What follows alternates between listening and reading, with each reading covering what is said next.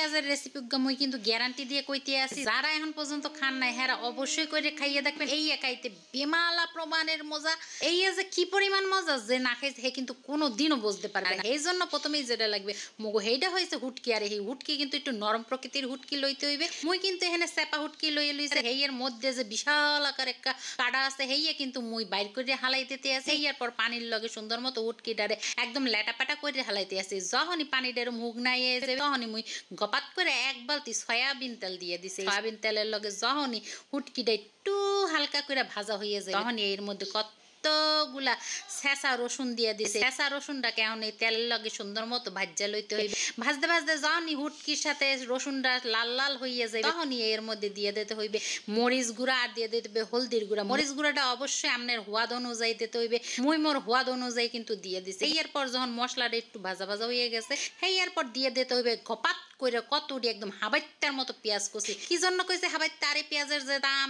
এর মধ্যে যেরকম হাবাইত্তার মতো পেঁয়াজ কুচি দেওয়া হয় তাহলে তো হাবাইত্তে কইতে হইবে, তাই না? যাই হোক এখন মজা খাইতে হইলে একটু তো লস করতেই হইবে। তো সেই জন্য কিন্তু আমি ঘপাত করে কতটি পেঁয়াজ কুচি দেওয়ার পর আরো একটু ঘপাত করে তেল দিয়ে এরপর সামান্য লবণ আর কতগুলা কাঁচামরিচ দিয়ে এখন এপিট ওপিট উল্টাইয়ে ভাজ্যা লইতে আসি। যখন এরকম তেলটা বের হইয়া চলে আসে উপর দিয়ে তখন এটারে ঢাকিয়া থুইয়া দিতে হইবে। ঢাকিয়া থুইয়া আবার আসমানে উড়াল দিতে চললে যাইয়ের না, কিন্তু এরপর কিন্তু পিছ নিচে লাগিয়ে যাইতে পারে। এখানে কিন্তু ঘন ঘন এয়ারে লাইটটা দিতে হইবে। এটার এখন লাইটটা দিতে হইবে, ঢাইকা দিতে হইবে, লাইটটা দিতে হইবে, ঢাইকা দিতে হইবে। এখন কিন্তু আপাতত এই কাজ। এই যে দেখছেন একটু লাল লাল কিন্তু হইয়া আইতে আছে। এর মধ্যে কিন্তু কোনো রকম পানি দেওয়া যাবে না, পানি ছাড়াই কিন্তু এটারে খুব সুন্দর করে লাইটটা সাইডে লাইটটা সাইডে লাইটটা সাইডে ভাজা ভাজা করিয়া লইতে হইবে।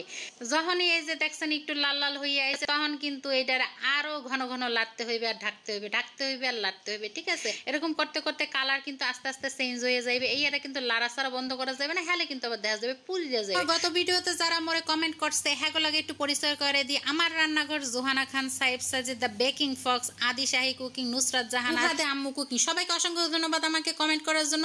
তো এরপর কে কোন জায়গা থেকে আমার ভিডিওটি দেখতেছেন অবশ্যই কমেন্ট করে জানাবেন, নেক্সট ভিডিওতে কিন্তু আপনার নাম নিতে পারি। আচ্ছা যাই হোক, এরকম নাড়তে চাড়তে যখন এরকম সুন্দর কালার হয়ে আসবে তখনই ঢেকে রেখে দিতে হবে, কারণ এটা ঢাকার পরও কিন্তু আরেকটু রান্না হতে থাকবে। এই যে দেখতে পাইতেছেন কি সুন্দর একটা রং হয়েছে, এইটা দেখে কি কারো জিহ্বার পানি আটকাই আছে?